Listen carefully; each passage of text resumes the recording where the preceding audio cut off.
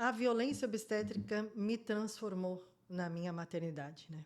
Ela acabou me deixando mais vulnerável, mas muito mais forte, principalmente para lutar pelos meus filhos. A virada de chave, quando tudo aconteceu com a Melissa, foi que quando eu saí do hospital de colo vazio, era como se a minha filha nunca tivesse existido. Então, eu também saí de lá com essa negação do luto, porque o luto a gente passa por vários processos, e eu saí envergonhada, saí me sentindo muito sozinha. Então, chegar em casa sem ela também foi muito difícil. E a partir dos primeiros dias, eu ainda pensei que ela pudesse voltar para casa de alguma maneira. E acabou que depois do sepultamento dela foi uma virada de chave. Eu não poderia aceitar só que ela faleceu, porque o que aconteceu comigo não foi uma fatalidade. Foi realmente uma negligência, eu sofri violência obstétrica dentro da maternidade e isso é um crime.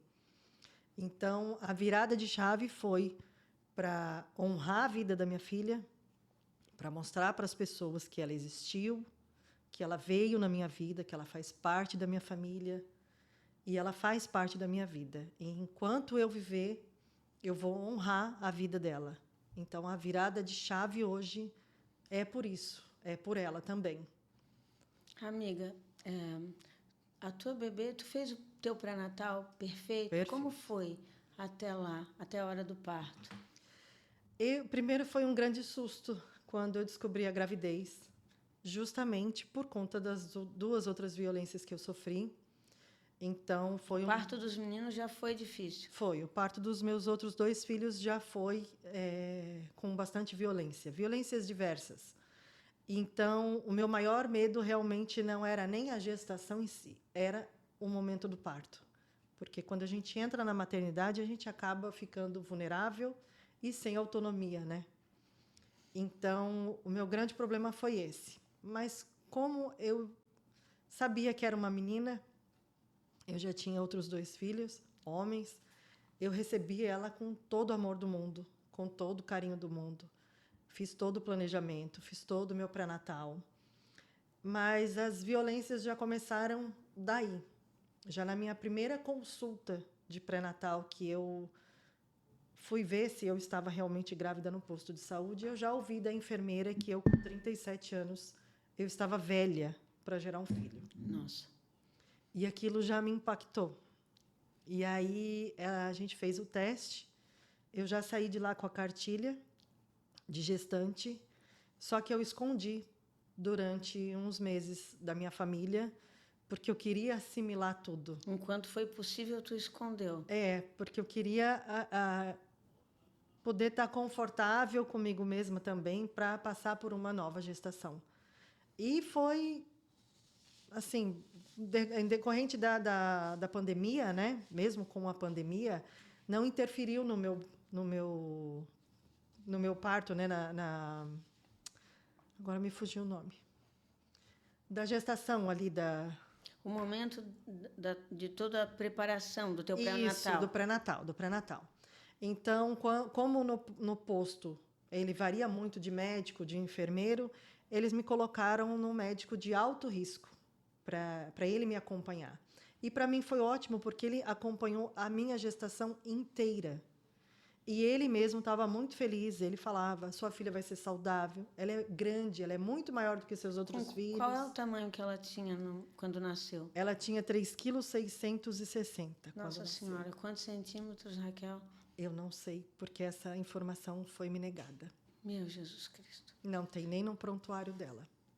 E ela era tão grande que o meu filho do meio nasceu com 2,5 e o meu primeiro nasceu com 3,170. Então, ela era realmente um bebezão. Lindo, saudável, perfeita. A minha gestação toda, fiz todos os exames, todos os ultrassom, e saiu perfeitamente.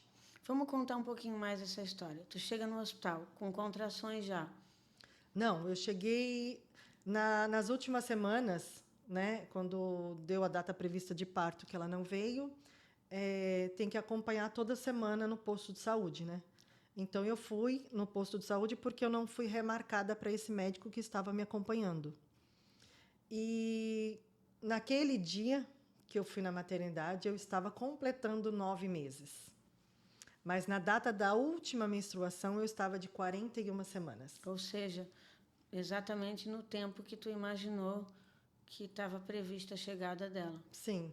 E ela ainda teria alguns dias para nascer normalmente, se fosse o caso de ter um parto normal, natural. E eu fui na maternidade justamente porque no posto de saúde eles só olham o batimento cardíaco. Então eu fui para ver o coraçãozinho, a posição que ela estava e para ver de quantos centímetros eu estaria de dilatação.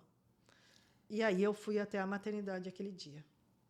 Mas estava tudo bem comigo, estava tudo bem com ela. Eu não estava sentindo contração, eu só estava com desconforto porque ela era pesada, eu estava acima do E peso. preocupadíssima por causa das 41 semanas E completas. eu estava preocupada porque estava chegando a hora do parto. E aí tu é internada para algum exame? Qual foi o acolhimento que o hospital te deu? O momento do parto, esse momento que te levou a perder a tua filha, como foi essa saga no hospital? Quando eu cheguei no hospital, eles demoraram horas para me atender. Eu cheguei às 11, eu só fui atendida às 2h30 da tarde. Eu estava sem um acompanhante, estava sem alimentação, sem nada, e eu fui atendida por um residente. Esse residente me avaliou, disse que estava tudo bem comigo, disse que eu estava com 3 centímetros de dilatação, eu ainda não estava em trabalho de parto, e me levou para fazer o exame do coraçãozinho, o cardiotoco. E falou que estava tudo bem. E aí ele me disse que o hospital estava realmente cheio aquele dia, estava uma bagunça, e que ele iria pedir para o médico que estava auxiliando ele para me mandar para casa, já que estava tudo bem. Porque eles só colocam na internação a partir dos 5 centímetros de dilatação. E eu estava com 3. Só que aí, quando ele foi chamar o outro médico, o médico falou, não, ela vai ficar e a gente coloca ela em qualquer quartinho. E aí, dali, eu já fiquei um pouco receosa, né? Me coloca em qualquer quartinho. E dali começou? E dali começou. Aí eu fui para a sala desse médico, ele tentou fazer a indução por sonda, porque eu já tinha uma cesariana prévia e era a indução mais segura, né? E ele não conseguiu, ele não olhou nenhum documento que eu levei, não olhou o meu pré-natal, não olhou meus exames, nada. Ele só fez umas perguntas sem cabimento, onde eu morava, onde eu nasci, quantos filhos eu tinha, e me disse que eu iria para o soro. Soro esse que eu realmente achei que fosse soro, porque eu estava lá há horas, né, sem comer, sem água, sem nada, sem assistência. E eu ainda pedi para ele, eu falei, não, eu poderia ir embora, ou poderia ficar no banho, ou fazer alguma alternativa natural, que, né, sem o soro. Ele falou que não. E aí eu fui encaminhada para o leito. Nesse leito foi começado O processo de indução? o processo de indução, sem me falar o que estava acontecendo. Elas me furaram várias vezes o braço, porque não conseguia achar a veia. Dali eu já estava bem nervosa, já debilitada porque não também? eu já estava com medo, nervosa, porque ali eu já não tive autonomia de dizer que não e elas acatarem a minha situação.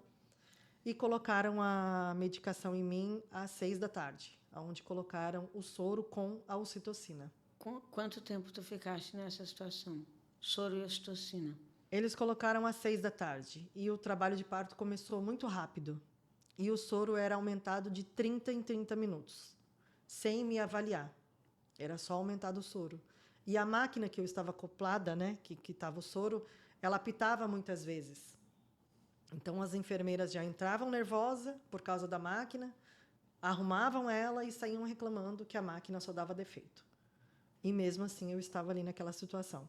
Eu fiquei das 6 até umas 8h30, quando veio uma médica me avaliar e viu que eu já estava de 5 centímetros de dilatação. Aí eu poderia ter um acompanhante comigo e eu fui encaminhada para a sala de parto.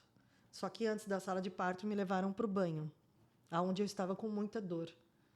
E a enfermeira não colocava a mão em mim, que já era uma coisa estranha, porque eu precisava de ajuda, né, para andar, e estava com aquela máquina, e ela me levou para o banho e pediu para mim ficar, no mínimo, 1 hora. E eu não consegui ficar. Sozinha. Dentro do banho, sozinha. Eu fiquei segurando um apoio sentado naquela bola de pilates. Só que a posição que eu fiquei debruçada em cima da barriga estava me incomodando. Então, eu devo ter ficado uns 20 minutos. Eu sei que eu fui para a sala de parto, já estava perto das 9 horas. E aí, quando eu entrei, que eu pedi para sair do banho, a enfermeira só colocou um aventalzinho em mim. Eu saí molhada do banheiro. Ela não me ajudou a sair. Eu poderia escorregar na situação que eu estava. E eu fui para a sala do lado. Quando eu estava entrando, o meu marido estava entrando, o meu companheiro estava entrando pela outra porta, e a enfermeira disse que era para ele sair e fazer os papéis da minha internação. E eu já tinha assinado uns documentos na sala desse médico que me atendeu, que eu achei que aqueles documentos eu estava assinando para a minha internação, porque eu estava sozinha. Então, se eu vou passar por uma indução, estou lá, eu estaria assinando os documentos da minha entrada no hospital. Sim. E não. Eu descobri depois que aqueles papéis era que eu estava ciente de que eu iria tomar a medicação da ocitocina e de todos os riscos que poderiam acontecer. E aconteceu de fato, por eu não ter sido assistida e nem monitorada. Quando tu estava vivendo a situação, tu entendeu que aquilo era uma situação de violência obstétrica? Sim. Ou não se deu conta? Tu já sabia disso? Já. Em razão das tuas 2 outras experiências. Mas, claro, tu estava com dor. Tu chegaste a reclamar, a pedir para parar, a pedir para fazer o teu parto? Tu sentiu, como mãe, que algo estava errado com a Melissa? Sim, quando eu entrei nessa sala de parto, eu fui deitar na maca. E a enfermeira não me ajudava. E a maca era um pouco alta. Então, como o meu companheiro saiu da sala, ela saiu pela outra porta e eu tive que deitar sozinha. E quando eu deitei na maca, que eu já estava com muita dor, eu não cheguei a deitar, né? Eu sentei. E quando eu sentei, eu senti uma dor muito forte do lado esquerdo. Como se fosse uma bola estourando. Como se fosse alguém chutado uma bola e a bola estourou dentro da minha barriga. E nessa dor, eu senti um movimento da neném. E nessa hora foi quando começou uma queimação no meu corpo. Eu acabei gritando para a enfermeira. Ela entrou, não sei o motivo, que ela não estava bem-humorada ou ela estava nervosa aquele dia. E eu falei para ela, aconteceu alguma coisa. E estourou aqui e eu senti que estourou a minha bolsa. Eu senti um líquido, né, que estourou a minha bolsa. E eu pedi ajuda, falei, tá doendo, tá doendo, tá doendo. E ela falou, você já foi mãe, você sabe como é que é. E aí ali começou todas as violências. Ela falou que eu não poderia ficar deitada, que eu teria que levantar da maca e colaborar. Aí ela pediu para mim levantar, eu levantei com muita dor. Ela colocou um banquinho bem baixinho no chão, perto da maca que eu estava, mas eu não conseguiria colocar a mão na maca para sentar. E ela pediu para mim sentar e colocou um pano no chão esticado. E pediu para mim abaixar. E quando eu fui abaixar, eu falei para ela, mas e se eu sentar, né, e a neném nascer e cair no chão? Ela falou, se nascer e cair no chão, melhor. Nasceu. E aí eu não sentei. Eu levantei e falei, não, eu vou ficar deitada. Aí ela colocou as mãos na cintura, saiu da sala, encostou a porta e falou, essa daí vai dar trabalho. E aí ali eu comecei a chorar. Tanto de dor, tanto de desespero por ninguém estar comigo ali, né? Porque eu fui em um hospital referência em humanização do parto. Então, eu estava dentro do hospital e eu achei que eu teria toda a assistência e o acolhimento necessário na hora que eu precisava.